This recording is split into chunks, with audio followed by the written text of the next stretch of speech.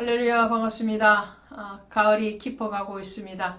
깊어가는 것만큼 오늘 우리의 신앙이, 영성이 더 깊어가기를 간절히 원하면서 오늘 새로운 책 야고보서 가도록 하겠습니다. 사도 바울의 13권의 서신서가 있죠. 그리고 이후에 이제 히브리서를 지나면서 야고보서, 그리고 베드로 전후서, 또 이제 유다서, 또 요한 서신이 나오게 되는데요. 이 서신서들의 각각의 특징이 있죠. 가장 많은 책을 기록했던 사도 바울의 책들과 이 야고보서의 책의 특징이 있습니다. 또 요한 1, 2, 3서 요한 계시록을 썼던 요한 사도의 어떤 글의 특징이 다 드러나 있는데요. 한 가지만 비교를 해보자면 야고보서에서는 여러분들이 아셔야 될 것은 행함이 있는 믿음, 이렇게 믿음의 바탕을 둔 행함을 많이 강조를 해요. 근데 바울의 서신서의 공통점은 믿음을 더 강조를 하죠. 그리고 그 믿음 위에 어떻게 성도적인 삶을 살아야 되는가에 대해서 말을 합니다. 그 특징이 나오는 그 배경을 우리는 알아야 되는 거죠. 사도 바울은 거의 이방의 사도로 부름을 받았습니다. 이방의 사도라는 것은 그리스도를 알지 못하는 사람들, 또 신구약의 말씀에 대해서 알지 못하는 사람들에게 복음을 전하는 경우죠. 그렇게 이방의 사도로 부름을 받았기 때문에 바울에게 있어서 성경을 전하는데, 복음을 전하는데 가장 중요했던 것은 믿음이다라는 것을 강조하는 거였어요.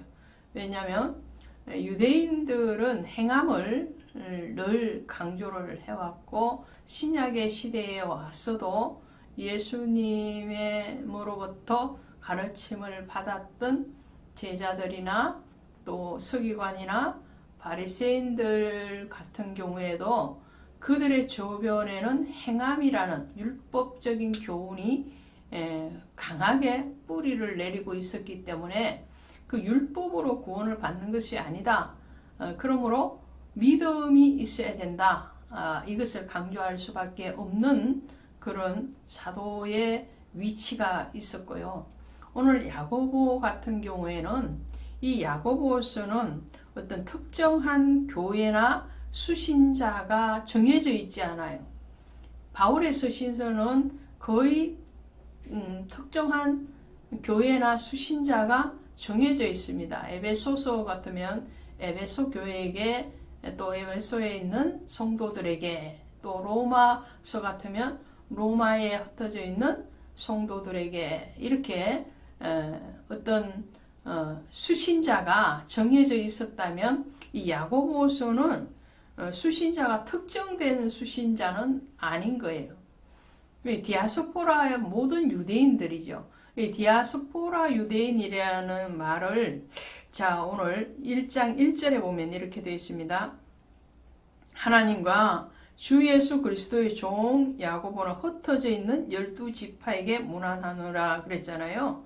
이 12지파, 이스라엘 백성들을 얘기하는 거죠. 이스라엘 국민들이, 백성들이 다 이 민족의 환난과 시련을 당하게 되니까 그들이 흩어지게 되잖아요. 자의적으로 흩어진 부분도 있겠지만 자의가 아닌 유대민족의 멸망을 통해서 어쩔 수 없이 이방 나라로 포로로 잡혀가 있고, 거기에서 탄생하고 또 거기에서 살아야 됐던 그런 아픔을 간직한 채 이방인으로 살아가는 그런 디아스포라 유대인들에게 이 책이 기록되어지는 거죠.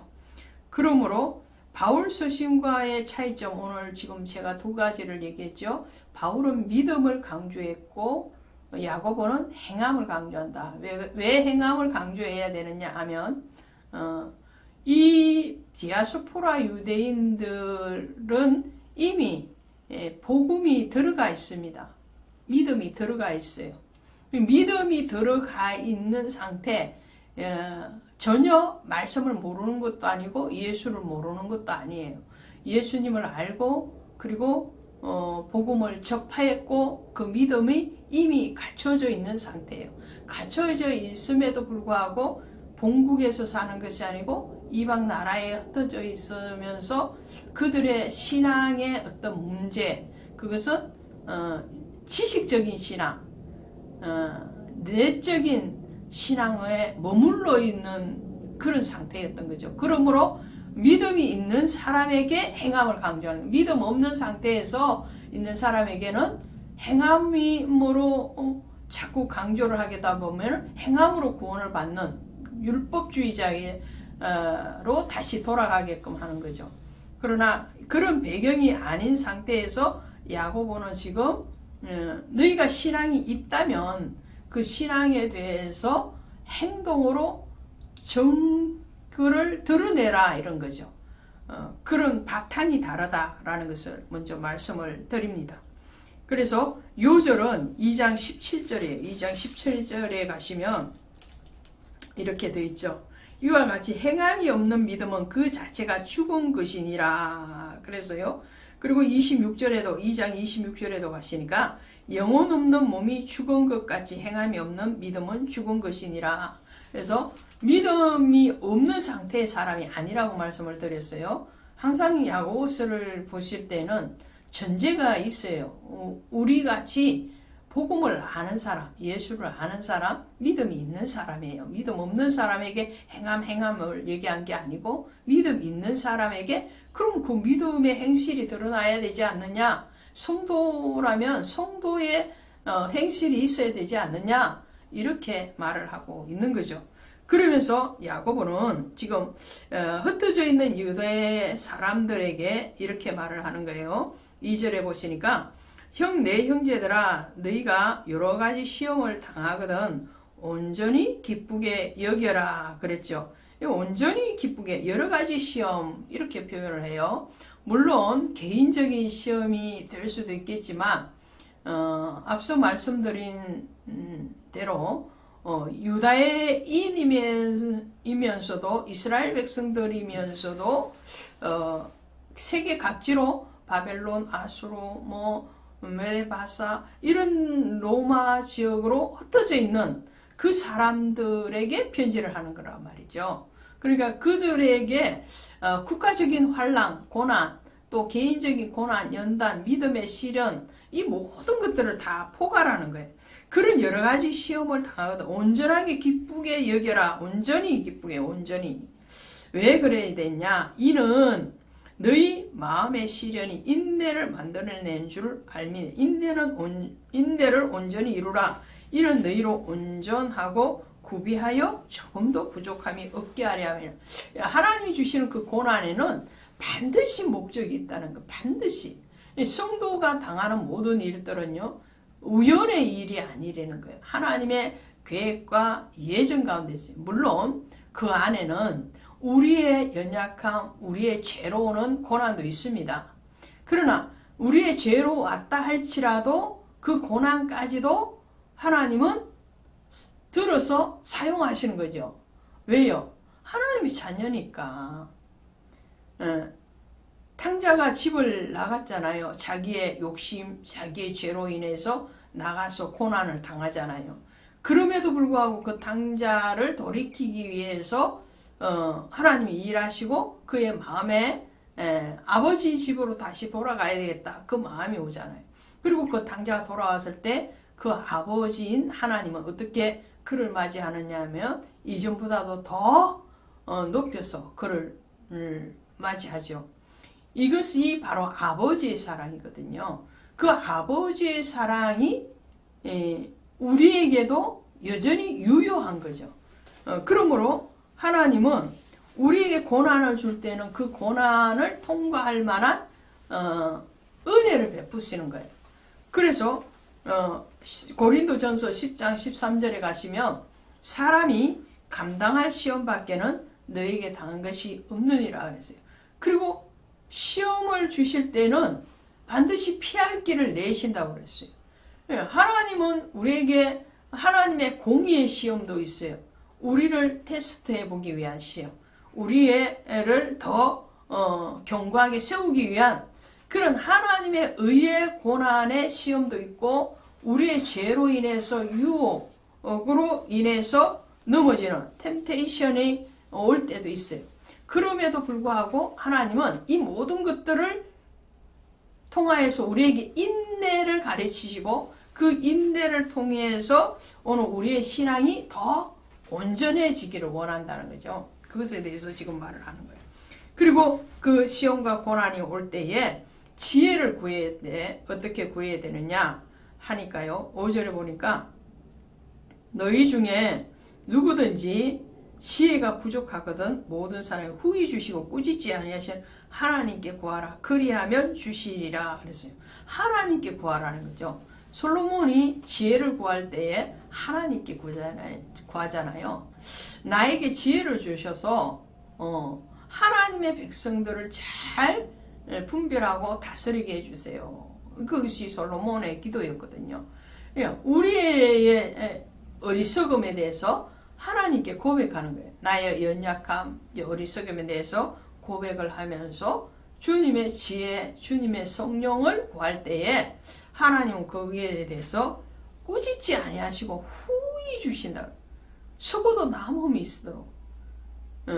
물질만 그런 복을 구하는 것이 아니고요. 지혜의 복을 구해요. 제가 이 말씀을 전할 때마다 은혜를 구합니다. 하나님의 성령을 저에게 주시고 하나님의 말씀의 깊이와 넓이를 더하게 해주세요. 야, 오늘 우리가 구해야 될, 근본적으로 구해야 될 것은 바로 성령이에요. 성령 하나님. 구하는 자에게 좋은 것을 주시지 않겠느냐. 그렇게 말씀하실 때 그 좋은 것은 바로 성령을 말씀하시는 거예요. 오늘 야고보도 환난과 고난 가운데 있는 그 유대인들이, 이스라엘 백성들이 자기의 자리에서 고난에 대해서 인내하고 온전하게 그 고난을 통과하는 지혜를 구해라. 그 지혜는 바로 하나님께 구하는 것이다. 그리고 구하였으면 어떻게 해요? 오직 믿음으로 구하고 조금도 의심하지 말라. 의심하는 자는 마치 바람에 밀려 요동하는 바다 물결 같으니 의심하지 말라는 거죠. 그분에 대해서 확실하게 믿으라는 거예요. 의심하고 그럴까 안 그럴까 이게 아니에요. 주님이 우리를 향하신 그 사랑은 온전하고 완전하신 사랑. 우리가 부족하면 부족했지 주님이 부족하면 없죠. 그러므로 그 완전하시고 온전하신 그분에게 구하고 그분을 소망하고 나아간다면 이 환난과 고난을 통해서 하나님의 선하신 목적이 반드시 수면 위에 드러날 것이라는 것을 말씀을 하죠. 그러면서 오늘 시험을 견디는 자가 받는 복, 그 복은 바로 생명의 면류관이다 라고 12절에서 결론을 내리고 있습니다. 시험을 참는 자는 복이 있나니 이는 시련을 견뎌낸 자가 주께서 자기를 사랑하는 자들에게 약속하신 생명의 면류관을 얻을 것이니라. 우리의 욕심에 이끌려서 오는 그 미혹의 시험이라 할지라도 하나님은 어떻게 해요? 그것까지라도 사용하시고 또 의의 고난, 의의 연단에 대해서는 주님이 거기에 대해서 책임져 주실 것이라는 거죠. 시험을 참는 것, 그것은 주님이 먼저 당하신 고난이에요. 주님이 먼저 당하시고 주님이 먼저 핍박을 당하시죠. 의를 위해서 핍박을 당하는 자는 복이 있나니 저희가 하나님의 아들이라 이끌입니다. 자, 하나님의 자녀인 우리에게도 그러한 능력을 주셨다는 거예요. 왜요? 그 하나님이 우리 안에 계시기 때문에, 그죠? 18절에 보시니까 그가 그 피조물 중에 우리를 한 첫 열매가 되게 하시려고 자기의 뜻을 따라 진리의 말씀으로 우리를 낳으셨느니라. 할렐루야. 진리의 말씀으로 낳았대요. 예, 우리는 말씀으로 탄생한 사람들이. 그래서 베드로 전서 1장 23절에 가니까 이렇게 돼. 너희가 거듭난 것은 썩어질 씨로 된 것이 아니요 썩지 아니할 씨로 된 것이니 살아있고 항상 있는 하나님의 말씀으로 되었느니라. 우리가 거듭난 것, 진리로 우리를 낳으셨고 말씀으로 우리를 낳으셨고 하나님의 말씀으로 우리를 새롭게 하셨다라는 것을 말씀을 하고 있죠. 그 새롭게 된 사람, 그 사람은 환난과 연단을 통과할 수 있는 은혜를 이미 받았어요. 그것에 대해서 인정하고 고백하실 때 여러분은 행함 있는 신앙, 믿음의 행실이 있는 성도가 될 뿐만 아니라 그리스도 안에서 보배롭고 존귀하게 세워져 갈 줄로 믿습니다. 고맙습니다. 참 반갑습니다. 늘 반갑습니다. 예수 안에서 여러분들을 사랑하고 축복합니다. 또 그리스도의 이름으로 오늘도 승리하시기를 간절히 축원드립니다. 오늘 야고보서 2장 가도록 하겠습니다. 이 야고보서의 기록자는 야고보죠. 그런데 성경에는 여러 야고보가 나와요. 예수님의 제자였던 야고보도 있죠. 근데 그 야고보가 아니고요. 예수님의 육신의 형제인 야고보입니다. 예수님에게는 친형제가 여러 명이 있었어요. 그 중에 한 사람인 이 야고보. 그러나 예수님이 당시에는 형제들도 예수를 믿지 아니함이라 그렇게 기록을 하죠. 메시아로 인정을 하지 않았습니다. 심지어 예수님을 조롱할 정도로 이 불신앙, 하나님은 믿었겠죠. 그들이 신앙이 없었다는 것이 아니라 예수님을 메시아로 인정하지 않은 육신의 형제들이었습니다. 그런데 예수님이 십자가를 지시고 죽으시고 그가 부활하셔서 여러 제자들과 형제들에게 나타나 보이셨죠. 그리고 성령을 받은 이후에 이 육신의 형제들이 그리스도의 은혜 안에 들어와서 초대교회에 기둥같이 쓰임받는 야고보가 됩니다. 갈라디아서에서 나오는 기둥같이 쓰임받는 그 야고보는 오늘 이 야고보서에 나오는 이 야고보예요. 그리고 유다서가 이제 후에 나올 텐데 그 유다서도 기록한 유다가 예수님의 형제죠. 그렇게 예수님 생전에는 믿지 않았지만 예수님이 부활 이후에 신앙을 가지고 성령을 받고 나니까 이들이 순교자적인 자리에 나가죠. 이 육신의 형제였던 야고보서를 기록했던 이 야고보도 AD 62년 3년경에 순교를 하는데 로마의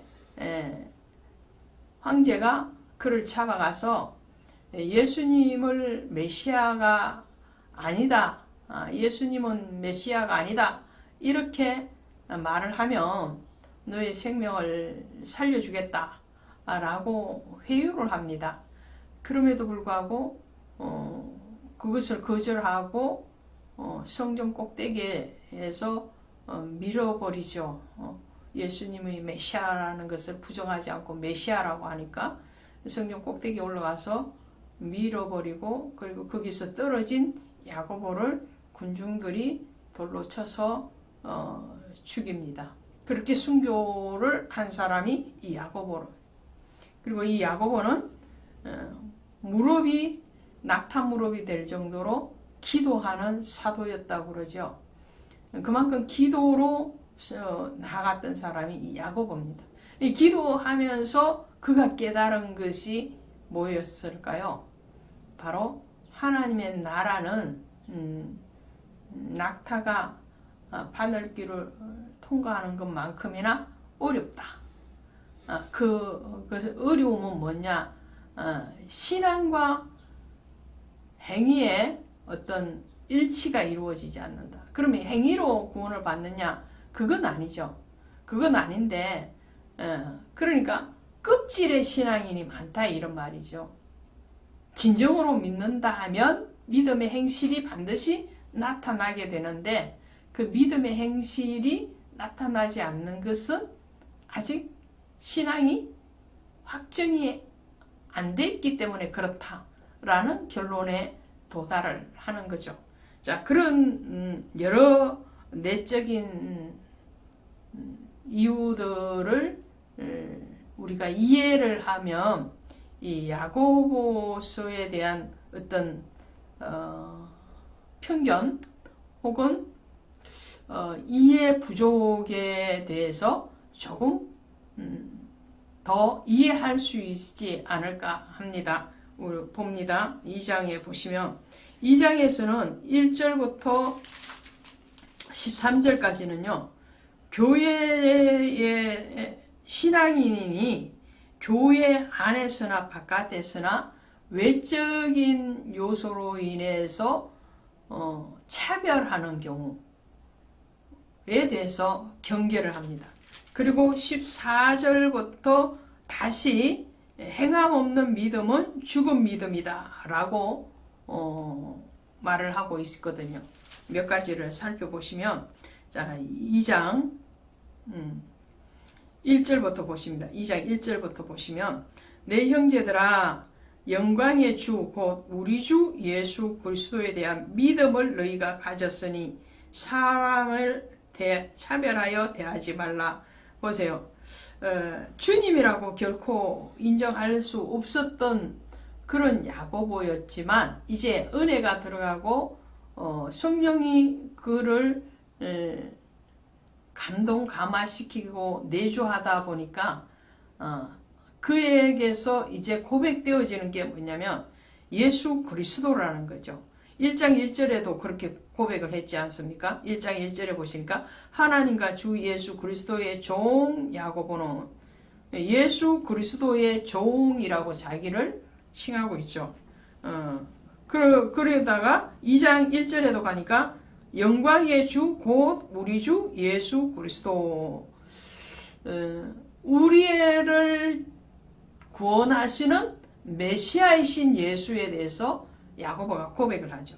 그런 메시아, 나를 구원해 주신 그 왕이요 메시아인 그 예수를 믿는다면 그 예수의 성품과 예수의 이 살아서 우리를 향하여서 보여주신 그 순교자적인 고난의 그 길을 가신 그분은 절대로 가난한 자라고 차별하지 않았다라는 거죠. 그러니까 우리도 그분을 믿는다면 차별을 해서는 안 된다. 멸시를 해서는 안 된다. 라고 말을 하는 거죠.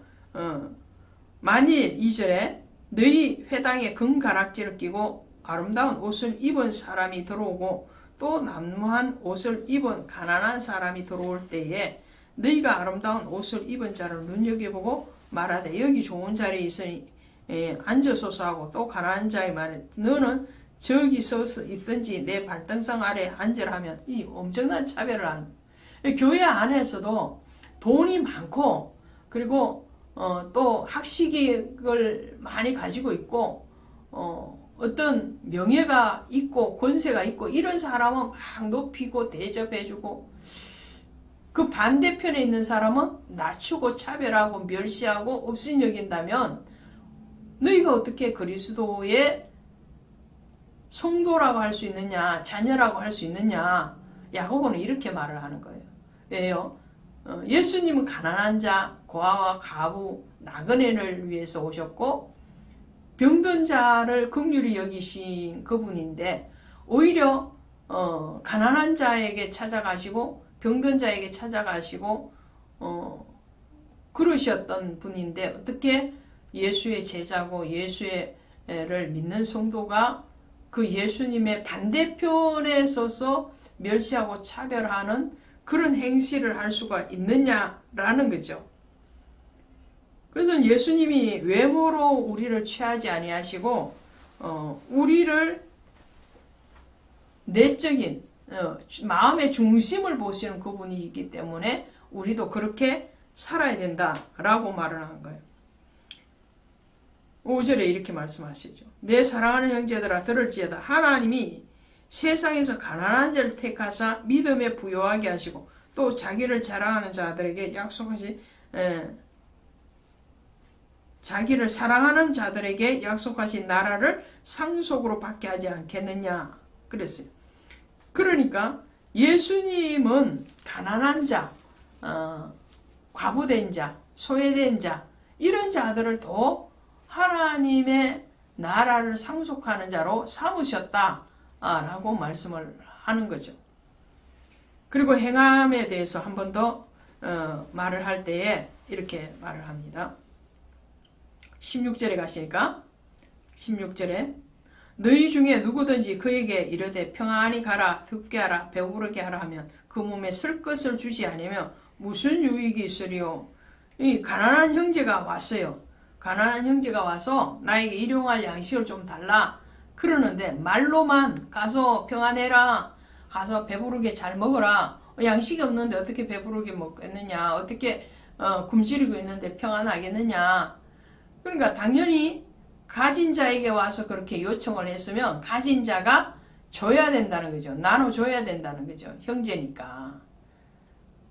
그런데 그것을 향하지 않고 말로만 이와 같이 예수를 믿는다 그러면서 예수 믿는데 예배에 불성실해.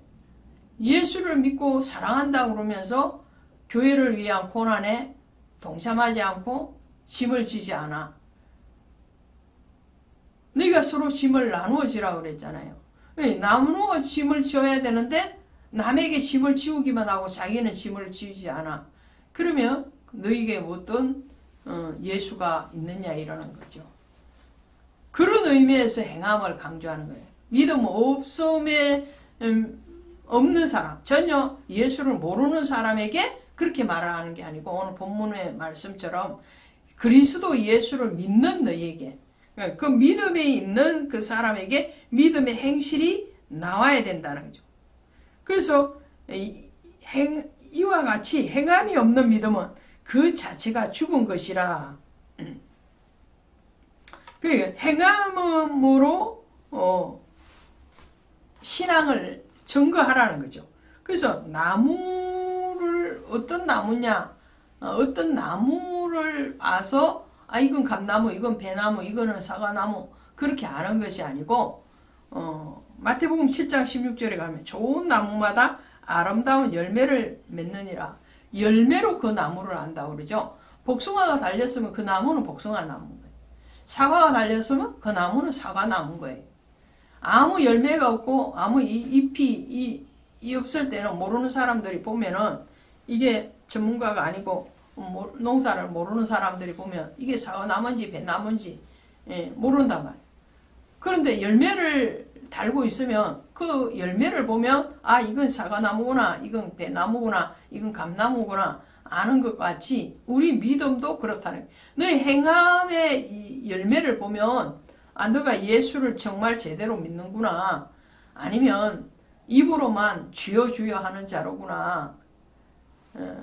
주님도 그렇게 말하잖아요. 주여 주여 입으로 하는 자가 천국에 들어가는 것이 아니라 내 뜻대로 행하는 자가 천국에 들어가는, 주님의 말씀과 일맥상통하는 말씀이죠.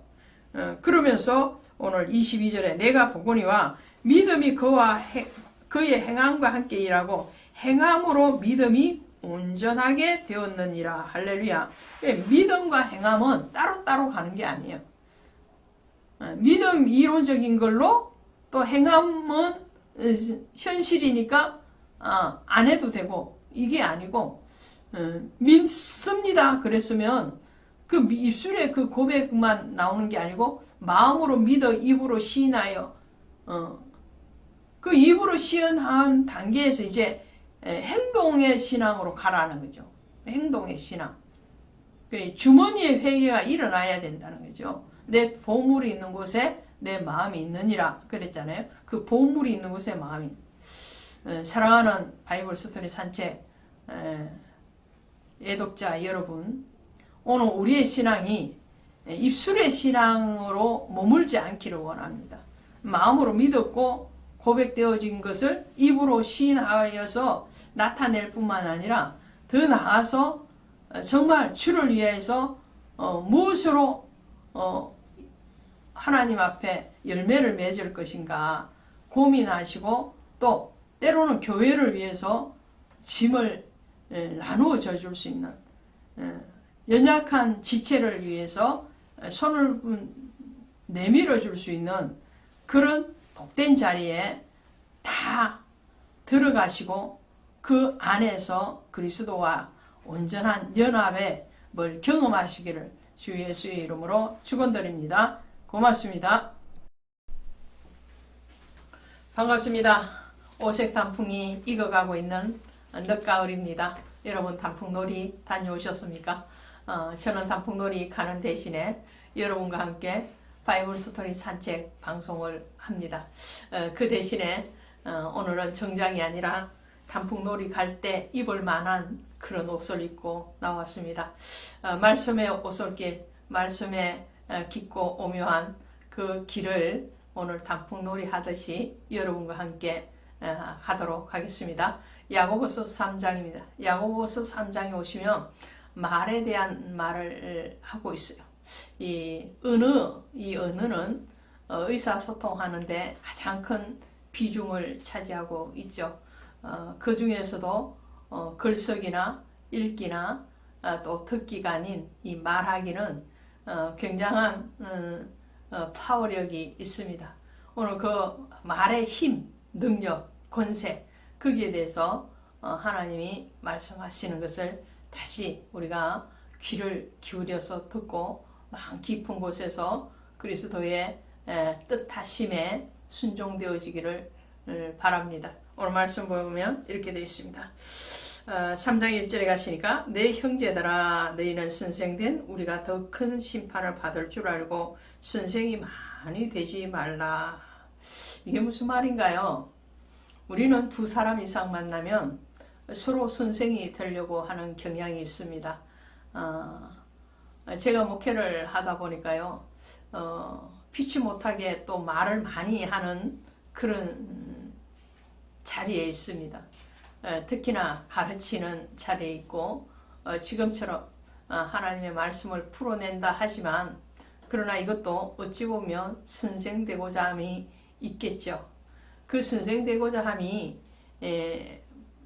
정말 주님의 뜻 안에서 주님의 말씀을 전하기 위한 것인가, 아니면 인간적인 어떤 훈계를 하기 위한 것인가를 시시때때로 돌아보지 아니할 수가 없습니다.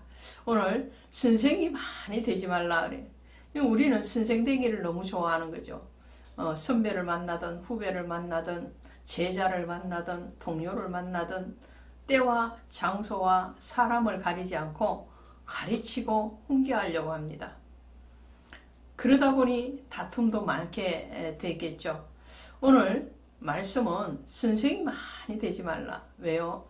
그 선생이 많이 되겠다라는 것은 그만큼 나의 우월성, 나의 잘남에 대해서 말을 하는 것이고, 반대편으로 보면 상대방을 업신여기는 그런 경향이 있기 때문에 그렇죠.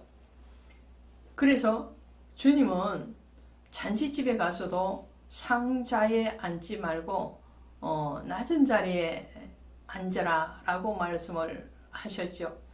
높은 자리에 앉아 있다가 주인이 와서 당신이 거기 자리가 당신 자리가 아니니까 내려오시오 하면 그 수치가 얼마나 클 것인가.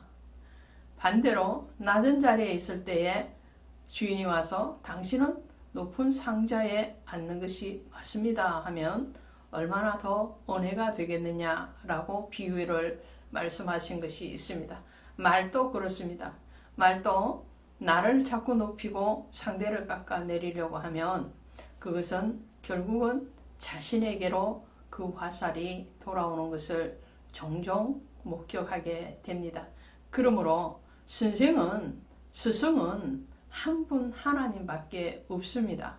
우리 인간이 인간을 정죄하거나 심판할 수 없는 것처럼 우리가 다른 사람에게 어떠한 위치상 혹은 직업상 말을 많이 해야 되는 경우가 있지만 그 외에 사적인 자리에서는 글이 선생되는 것을 좋아해서는 안 된다라는 거죠. 왜 그렇습니까? 말이 많으면 그 말에는 반드시 실수가 있기 때문이죠. 그래서 침묵은 금보다도 귀한 것이죠. 자, 2절을 보시니까 우리가 다 실수가 많으니 만일 말에 실수가 없는 자라면 곧 온전한 사람이라. 자, 이렇게 말에 실수가 없는 사람은 온전한 사람이다. 말에 실수를 적게 하는 방법, 그 방법은 말을 적게 하는 겁니다. 아주 간단한 논리예요. 말을 적게 하면 말에 대한 책임도 적게 따르게 되고 또 상대에 대한 상처도 주지 않는 비결이기도 하죠. 그래서 말 많은 자 치고 잘된 사람이 없고 말이 적은 사람 치고 못된 사람이 없다는 말도 있습니다. 자, 말을 해야 되겠으나 그 말이 꼭 필요한 요소에 필요할 때 할 수 있는 그런 말이 되기를 원합니다. 또 말에 대해서 이렇게 말을 합니다. 혀는 가장 작은 지체로되 큰 것을 자랑하는도다. 얼마나 작은 불이 얼마나 많은 나무를 태우는가. 혀는 고 불이요 불의 세계라. 혀는 우리 지체 중에서 온몸을 더럽히고 삶의 수레바퀴를 불사르니 그 사르는 것이 지옥불에서 나느니라. 이 혀를 비유할 때요, 야고보 사도는 어떻게 비유를 하느냐 하면 혀는 배를 움직여가는 키와 같다. 큰 배가 어떻게 강이나 바다를 가로지르고 갈 수 있느냐. 그 키에 힘이 있기 때문에 그렇다라는 거죠. 또 이 말이라는 것은 작은 불과 같다. 그 불이 작은 것인 것 같지만 그 불이 온 들판을 태우기도 하고 온 산을 태우는 것도 불이 아니냐. 그 작은 불에서 시작을 한다는 거죠. 그렇죠? 말의 시가 때로는 복음의 시가 되면 그 말은 많이 들리되 복음적인 말이면 그 말을 통해서 다른 사람이 생명이 구원을 받기도 하고 또 위로를 받기도 하고 또 다시 살아갈 힘을 얻기도 합니다. 그럼 반대편의 말이라면 그 사람을 죽일 수도 있고 좌절하게 할 수도 있고 그 사람을 정말 영원히 회복할 수 없는 그런 상처 구덩이로 몰아낼 수도 있는 것이 말이죠. 그러니까 우리가 말을 하되 어떤 말을 해야 되느냐? 위에 있는 말을 해야 된다는 거죠. 그 말에 대해서 이렇게 말을 합니다. 자, 15절 보시면 이러한 지혜는 위로부터 내려온 것이 아니요 땅 위에 있는 것이요. 또 17절에는 오직 위로부터 난 지혜는 첫째 성결하고 다음에 화평하고 관용하고 양순하며 긍휼과 선한 열매가 가득하고 평경과 지식이 없나니 거짓이 없나니 그랬어요. 그러니까 하나님 앞에 지혜가 위에 지혜가 있고 사람으로부터 받은 땅의 지혜가 있는 것처럼 지혜도 두 종류예요. 하나님의 지혜, 사람의 지혜가 있고요. 말도 두 종류의 말이 있습니다. 하나는 하나님의 말이 있고 사람의 말이 있습니다. 이 사람의 말이라는 것은 정욕적이고 또 자기 욕심적이고 자기 자랑적이고 세상적인 관점이죠. 그러니까 우리는 말을 하긴 하되 어떤 말을 하라는 거예요? 생명의 말, 복음의 말, 축복의 말, 위로의 말, 권면의 말을 하라는 거죠. 그것이 바로 하나님이 우리를 향하신 뜻이고 또 위에서 나는 지혜로운 말이라는 거예요. 그러나 그 반대편의 것은 땅에 속한 것이고 사람에게 속한 것이라. 그래서 한 입에서 찬송과 저주가 나오는도다 그랬어요. 그렇죠. 우리의 입은 하나입니다. 어떤 사람이라도 입이 두 개거나 세 개인 사람은 없어요.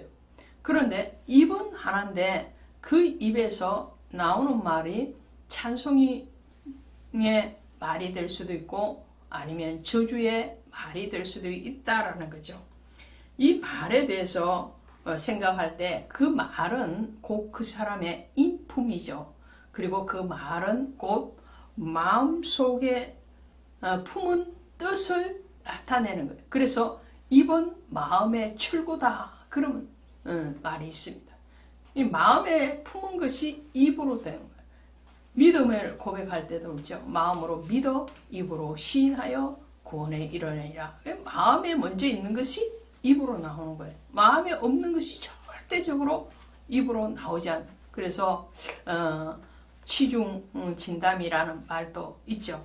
잠언서 18장 4절에 가시면 명철한 사람의 입의 말은 깊은 물과 같고 지혜의 샘은 솟아오르는 내와 같으니라. 그래서 그 사람의 말이 들을 때에 그 말 속에서 평안이 오고 희망이 오고 소망이 오고 더 나아가서 그리스도 예수가 보여지고 들려진다면 그 사람은 하늘의 지혜로 말을 하는 사람이요. 그러나 그렇지 않다면 그 사람은 자기의 생각이나 세상적인 사단의 말을 하는 사람이라 할 수 있겠죠. 잠언서 18장 20절 이하에도 사람은 입에서 나오는 열매로 인하여 배가 부르게 되나니 죽고 사는 것이 혀의 권세에 달려내니라. 주님도 말씀을 하십니다. 내 입에서 나오는 대로 내가 시행하리라 그러죠. 우리의 입에서 어떤 것이 나오느냐? 그 나오는 대로 주님은 시행을 할 것이고 그 입의 열매로 배부르게 된다는 거예요. 독을 품어내는 입술에는 그 독으로 배가 부르게 되겠죠. 그러나 축복의 말을 하고 명철의 말을 한다면 그것으로 인해서 그 자신이 먼저 배부름을 받을 것입니다. 마태복음 15장 18절에 가시니까 입에서 나오는 것들은 마음에서 나오나니 이것이야말로 사람을 더럽게 하는 것이니라. 입에서 나오는 것, 더러운 것도 입에서 나오고 참된 것도 입에서 나옵니다. 오늘 우리는 입을 닫고 말을 안 하고 살 수는 없습니다. 또 말을 하라고 하나님은 우리에게 입을 만들어 주셨어요. 그렇다면 만들어 주신 그분의 뜻대로 사용하는 것이 바로 우리의 몫이라는 거죠. 그래서 우리의 혀를 잘 길들이기를 원합니다.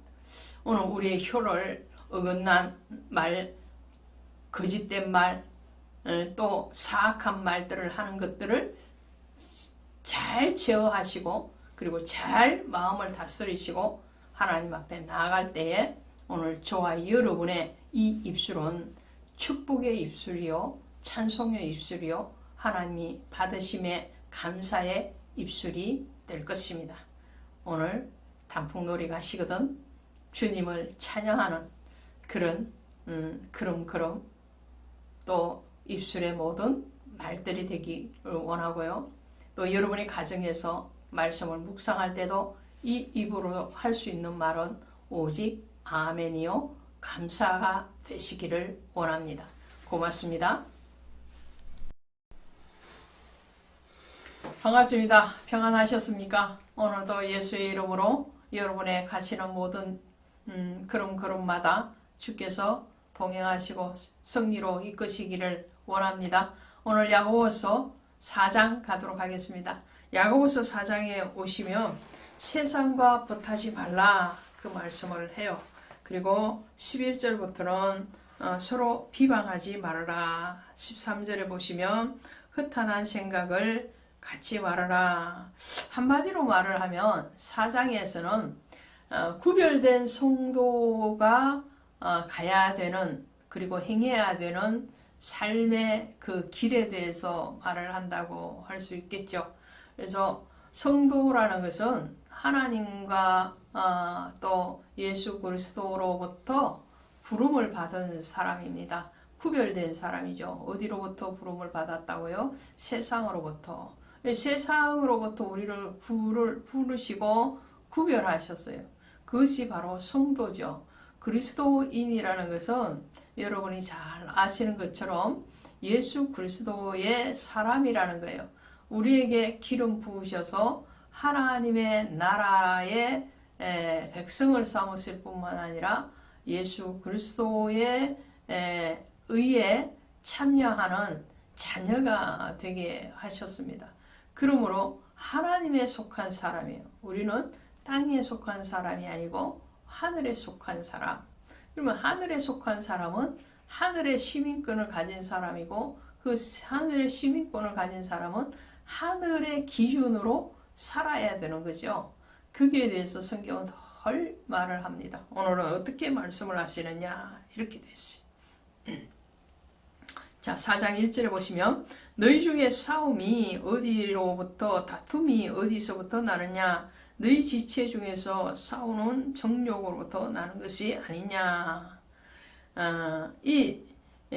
우리의 정욕, 그쵸? 정욕이라는 것은 어떤 성적인 욕구만을 얘기하는 게 아니에요. 여기서 정욕은 모든 세상적인 욕심에 육체적인 욕심을 얘기하는 겁니다. 그래서 기도에 대해서도 이렇게 말을 합니다. 3절에 보시니까 구하여도 받지 못하면 정욕으로 서려고 잘못 구하기 때문이라. 주님은 우리에게 수없이 기도에 대해서 가르치시잖아요. 대표적인 것이 바로 주기도문이잖아요. 근데 주기도문을 가르치실 때에 이렇게 가르치시죠. 너희는 이렇게 기도하라. 하늘에 계신 우리 아버지여 이름이 거룩히 여김을 받으시오며.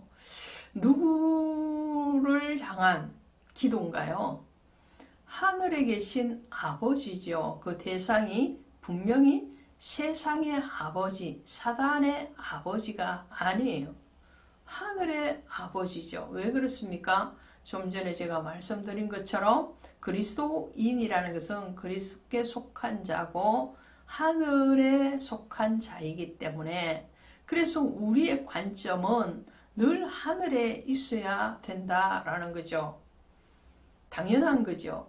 한국 사람은 한국의 법에 맞춰져 있는 사람이죠. 한국으로부터 대한민국으로부터 법률적인 보호를 받는 사람이 한국인이죠. 그러면 그 한국인은 한국의 룰을 따라가야 되는 거예요.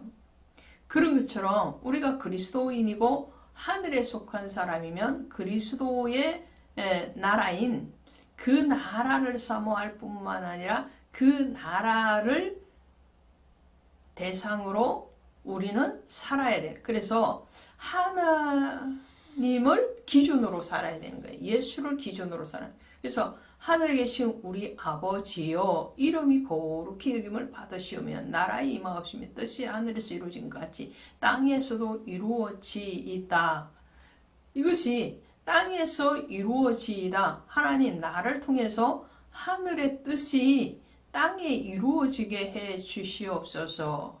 오늘 땅에서 하늘을 바라보면서 기도하는 것이 바로 주기도문입니다. 그래서 하나님이 우리에게 수없이 기도에 대해서 가르쳐 주셨어요. 그래서 그 기도를 하여도 받지 못하는 것은 정욕을 서리고 잘못. 하늘에 계신 아버지의 뜻대로 구한 기도가 아니었다는 거죠.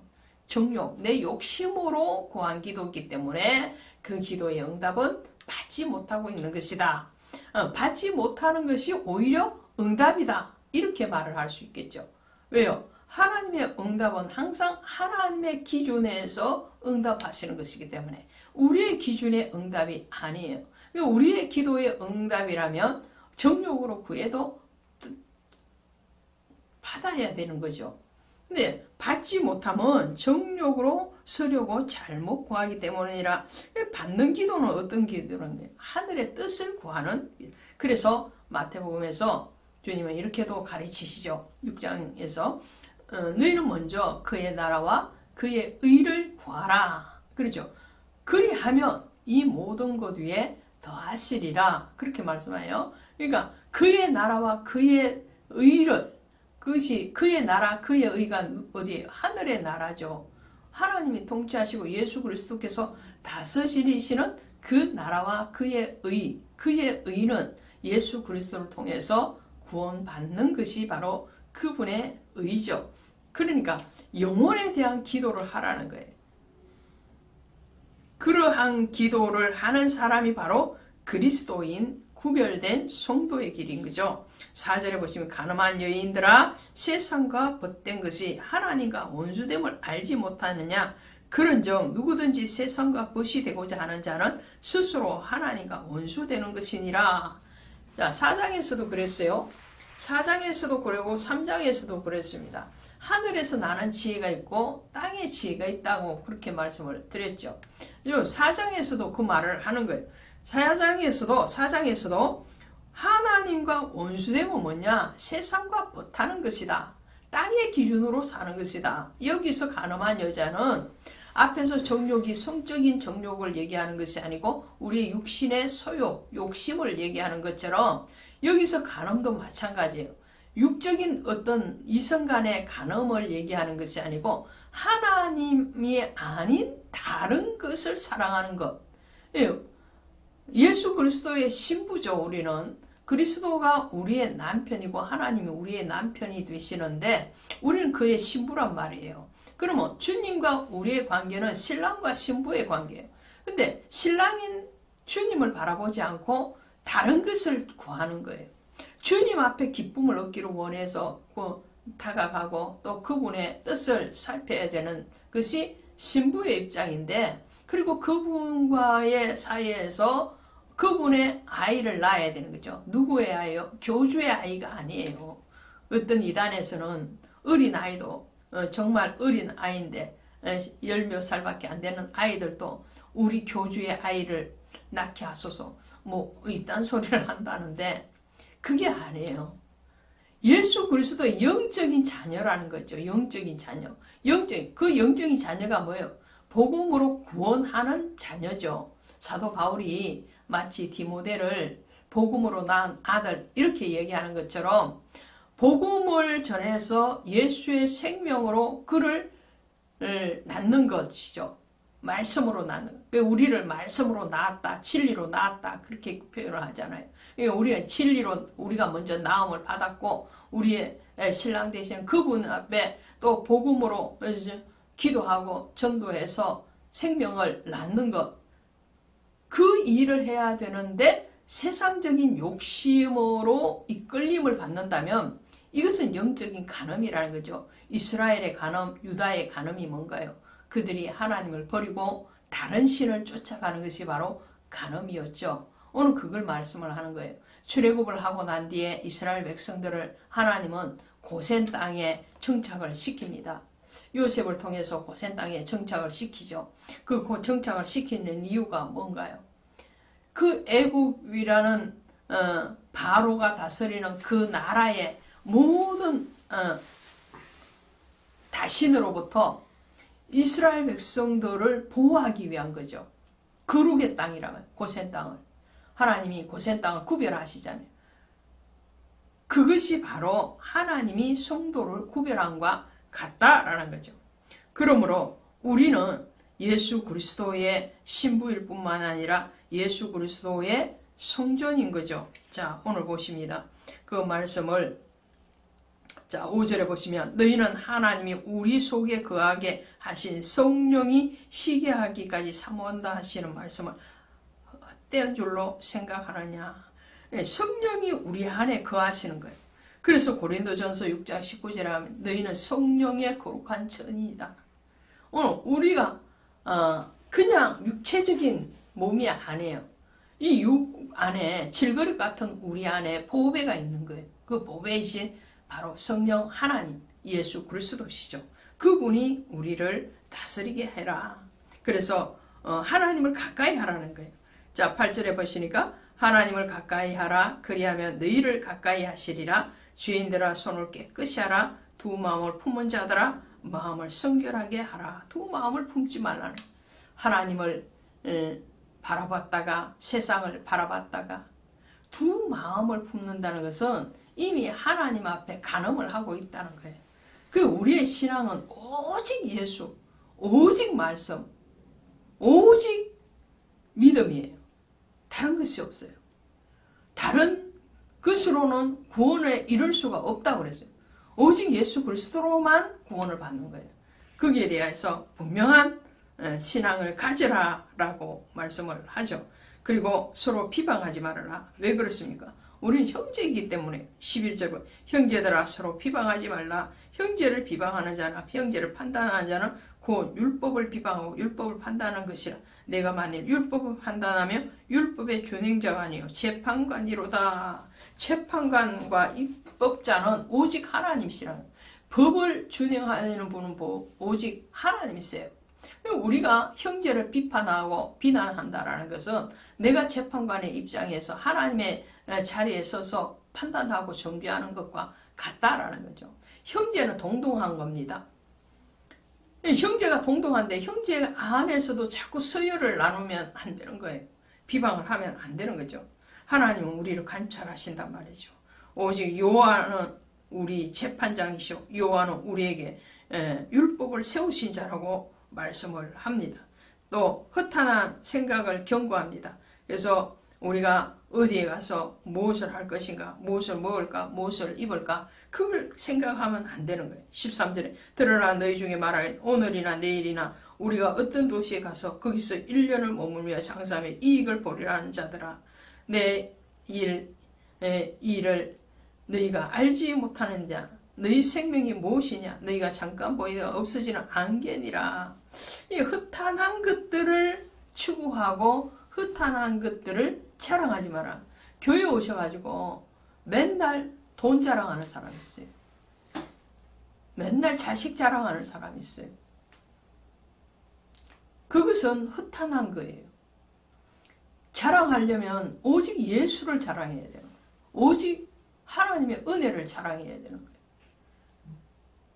진정한 그리스도인, 진정한 하늘의 소망을 품고 그 하늘 나라를 소유하고 사는 사람의 성품과 인품과 또 인격이 되어지기를, 또 그렇게 깊은 자리에 나아가는 저와 여러분 되시기를 바랍니다. 고맙습니다.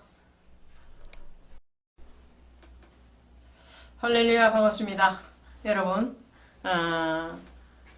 여러분은 부에 대해서 어떻게 생각을 하십니까? 여러분 부자이십니까? 아니면 가난하십니까? 저는 부자인 것 같습니다. 저는 물질적으로는 부자가 아니지만 영적으로는 참 부자인 것 같습니다. 그렇게 생각하시죠? 할렐루야. 오늘 야고보서 5장 가는데요. 5장에 오시면 가장 먼저 들으라 부한 자들아 너희가 에게 이 말 고생으로 말미암아 울고 통곡하라. 아우 정말 무서운 말씀을 하시는 거죠. 들으라 부한 자들아. 이 물질의 부에 대한 책임을 얘기를 하고 있어요. 부자는요, 그 부에 대한 책임의식을 가지고 살아야 되는 것이 맞는 거죠. 그래서 노블리스 오블리제라고 그러잖아요. 부자의 사회적인 책임. 여기에 하나 더 하면 우리는 부자에 대해서 영적인 책임을 가지고 살아야 된다. 주님도 부자와 나사로의 비유에서도 또 어리석은 부자에 대해서도 또 옳지 않는 청지기의 비유에서도 또 물질과 하나님은 재물과 하나님은 겸하여 섬길 수가 없다라는 말씀 속에서도 수없이 부자들에 대해서 경고를 하셨어요. 어리석은 부자는 어떻게 했던가요? 농사를 막 지었어요. 어느 해보다도 풍년을 맞이했어요. 그 풍년을 맞이한 그 부자가 창고를 있는 창고에다가 또 더 짓고 거기에다 곡식을 막 쌓아두고 그리고 생각하기를 내가 이제 여러 해 먹고 즐겨도 되겠구나. 내년에 농사가 흉년이 져도 그 후년에 흉년이 져도 나는 이렇게 많이 쌓아뒀으니 얼마든지 나는 안전하다라고 생각을 했죠. 그럴 때에 주님이 뭐라고 말씀하시는가? 어리석은 자여, 내 영혼을 오늘 내가 도로 찾으면 그 재물이 누구의 것이 되겠느냐라고 질문을 하시는 거예요. 부자와 나사로의 비유도 그렇죠. 나사로는 가난한 자였습니다. 나사로가 가난해서 천국 간 게 아니에요. 부자가 부자라서 지옥 간 게 아니에요. 부자는 부에 대한 영적인 책임 또 사회적인 책임을 하지 못했기 때문에 음부에 내려간 것이고요. 나사로는 육신적인 가난이 있었지만 그로 인해서 더 주를 바라봤기 때문에 천국 아브라함의 품에 안긴 거예요. 자, 오늘도 야고보는 이렇게 말을 하죠. 들으라. 들으라. 아주 경고의 말이죠. 부한 자들아, 그 부한 자들에게 이 말 고통의 날이 올 것이다 라는 거예요. 여기서 부한 자는 어떤 자인가요? 앞서 제가 말씀드린 것처럼 어리석은 부자와 같고 또 나사로의 비유에 나오는 그 부자와 같은 그런 사람들의 부자를 얘기하는 거죠. 그러니까 이 부를 그런 경고함과 같은 그런 고통의 시간이 오지 않게 하기 위해서는 어떻게 해야 되는 거예요? 그것을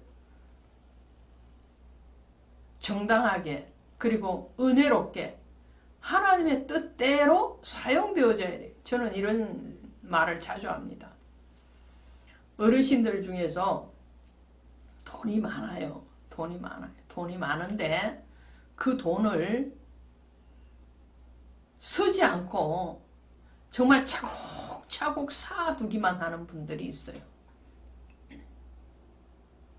제가 그런 분들에게 물론 신앙이 좋다면 은혜가 깊은 사람이라면 그렇게 안 하시겠죠. 근데 그렇지 않기 때문에 쌓아두는 재미, 그 통장 꺼내서 보는 재미, 그걸로 사시는 분들이 많다는, 의외로 많습니다. 그럴 때 저는 이렇게 말해요. 주를 위해서도 서지도 못하고 또 이웃을 위해서도 서지를 못하고 심지어 자식에게도 주기가 아깝고 어렵거든. 본인을 위해서라도 쓰시오 라고 말을 해요. 나이가 들어가시고 병이 들고 어느 날 죽으면 그 재물이 어디에 가겠습니까? 정말 살아생전에서 그것을 사회를 위해서 기적을 하든지 아니면 주님의 사역을 위해서 헌신을 하든지 하면 뭔가 남아있을 텐데 하다 못해 자녀에게 기분 좋게 주든지 아니면 자기에게 좀 투자를 하든지 그러면 뭔가 이 회전율이 있잖아요. 근데 그것도 저것도 하지 못하고 자기를 위해서 먹고 마시는 것까지도 제대로 하지 못하는 그런 빈궁한 부는 아무 가치가 없는 거예요. 오늘 이렇게 말합니다. 너희 재물은 썩었고 너희 옷은 좀 먹었으며 너희 금과 은은 녹이 슬었으니 이렇게 말을 하잖아요. 왜요? 녹이 슬었다는 것은 쌓아두기만 했다는 거예요. 쟁겨두기만 하는 거예요. 그런 재물은 하나님 앞에도 사람 앞에도 아무 유익이 없는 거죠. 디모데 전서 6장에 가시면 이렇게 되어 있죠. 디모데 전서 6장에 가시면 6장 17절에 내가 이 세대에서 부한 자들을 명하여 마음을 높이지 말고 정함이 없는 재물에 소망을 두지 말고 오직 우리에게 모든 것을 후히 주사 누리게 하시는 하나님께 두며 선을 행하고 선한 사업을 많이 하고 나누어 주기를 좋아하며 너그러운 자가 되게 하라. 이것이 장래에 자기를 위하여 좋은 터를 쌓아 참된 생명을 취하는 것이니라. 할렐루야. 그러니까 정함이 없는 재물에 소망을 두지 않는 단계에서 더 나가서 어떻게 해요? 하나님을 의지하고 그 하나님 앞에 선한 사업을 많이 하라는 거예요. 나눠주기를 좋아하고 너그러운 자가 되라. 장래에 자기를 위하여 좋은 틀을 쌓아. 주님 앞에 심판의 자리에 갈 때에 베푼 그 손길로 인해서 주님 앞에 더 좋은 착한 종으로 칭찬을 받으실 것이라는 것을 말을 하죠. 특별히 믿는 자에게 더 선한 일을 하라고 성경은 가르치고 있습니다. 여러분에게 재물이 있습니까? 모아두는데 의의를 두지 마시고 하나님의 일에 선한 일에 쓰는데 의의를 두시는 그런 참된 부자가 되기로 하는. 그리고 영적인 부자, 말씀을 가졌습니까? 기도를 가졌습니까? 다른 사람보다 더 많은 은혜를 받았습니까? 그러면 그것도 나눠줘요. 말씀을 깨달은 만큼 전하는. 제가 성경 66권을 전하고 있습니다만은 이 말씀이 정말 어떠한 분의 말씀보다도 더 깊이 있다. 저는 이렇게 말을 하지 않습니다. 깊이 있고 없고에는 각각의 차이점이 있고요. 받은 대로 또 주님이 하라는 대로 저는 순종하려고 노력을 하고 제게 먼저 주신 은혜를, 말씀의 은혜를 나누어 주는 자리에 있기를 원할 뿐입니다. 쌓아두는 것이 아니고 퍼 올리는 거예요. 고이게 하셨으니까 그것을 퍼 올리면 또 하나님이 고이게 하시겠죠. 그런 의미에서 저는 영적인 부자로서 나누고 섬기는 일에 앞장서고 있습니다. 자, 그 다음에 7절부터는 인내와 기도에 대해서만. 이 기도에 대해서는 야고보서 전체에 흐르는 어떤 맥이기도 하죠. 인내해라, 기도해라. 그 인내는 온전히 이루어라. 기도를 할 때에 하나님의 기준의 기도, 정욕을 위하여 기도하지 말고 하나님의 뜻에 부합하는 그런 기도를 하라라고 말을 합니다. 그리고 그 기도의 끝자락에서 5장 13절에 이렇게 말을 하죠. 너희 중에 고난당하는 자가 있느냐? 그는 기도할 것이요. 즐거워하는 자가 있느냐? 그는 찬송할지라. 자, 기도와 찬송은 늘 같이 가는 거예요. 바울이 로마 감옥에 갇혀 있을 때에도 그는 기도하기를 쉬지 않았죠. 예수님이 마지막 십자가를 앞에 두고도 기도하셨고요. 십자가 위에서도 기도하셨습니다. 예수님은 평생에 선하신 하나님 앞에 기도를 멈추지 않았습니다. 그리고 너희 중에 병든 자가 있느냐? 그는 교회의 장로들을 청할 것이요. 그리고 그를 위하여 기도하라. 의인의 기도는, 간구하는 그 기도는 어떻게 해요? 역사하는 힘이 큼이니라. 의인의 간구는 역사하는 힘이 큼이니라. 그게 중보하라는 거예요. 목회자는 연약한 성도를 향해서 기도하고, 성도는 또 목회자를 위해서 기도하고, 또 그 기도의 물줄기가 타고 올라가는 것은 어디로 가느냐? 바로 예수 그리스도에게로 가는 거죠. 그 예수 그리스도로 가는 그 기도를 하는데 모세도 그리고 엘리야도 예수 그리스도도 그 기도는 멈추지 않아. 엘리야의 기도를 보실까요? 17절에 보니까 엘리야는 우리와 성정이 같은 사람이로되 그가 비가 오지 않기를 간절히 기도한 적 3년 6개월 동안 땅에 비가 오지 아니하였고 다시 기도하니 하늘이 비를 주고 땅이 열매를 맺었느니라. 할렐루야.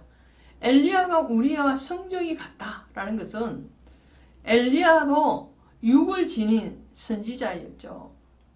육을 지녔기 때문에 우리와 똑같습니다. 배고프고 그리고 화를 내고 때로는 원망도 하고 엘리야도 원망했잖아요. 호렙산의 엘리야잖아요. 또 갈멜산의 엘리야잖아요. 그는 기도했을 뿐만 아니라 하나님의 응답을 사모하는 자였어요. 그랬을 때에 하나님은 그 기도를 들으셨다는 거예요. 우리와 똑같이 연약함을 가지고 있는 엘리야지만 기도에 대해서는 하나님이 들으시는 기도를 했고 하나님은 그 기도에 대해서 응답했다는 거예요. 그래서 오늘 우리가 그 기도를 잊지 않기를 원합니다. 전도서 7장 14절에 가시니까 형통한 날에는 기뻐하고 공고한 날에는 생각하라. 하나님이 이 두 가지를 병행하게 하사 사람으로 그 장래 일을 능히 헤아려 알지 못하게. 그 장래 일을 인도하는 이는 오직 하나님 한 분이시거든요. 그리고 그 하나님 앞에 우리의 연약함을 내려놓는 것, 그것이 바로 기도입니다. 나는 할 수 없으니 주님은 하실 것입니다. 오늘 저는 바이블 스토리 산책 방송을 통해서 여러분들의 영혼을 위해서 기도합니다. 또 제가 섬기고 있는 등대교회 모든 장래 일들을 주님 앞에 놓고 기도합니다. 주님이 교회와 성도와 또 저를 붙들어 주셔서 하나님이 일에 하게 하시고 또 그 일을 통해서 하나님이 예정하신 그 영혼 한 사람 한 사람이 주께로 돌아오는 놀라운 역사를 이루실 것을 믿기 때문에 오늘도 중단 없는 전진, 중단 없는 기도를 합니다. 여러분도 이것에서 승리하시기를 바랍니다. 고맙습니다.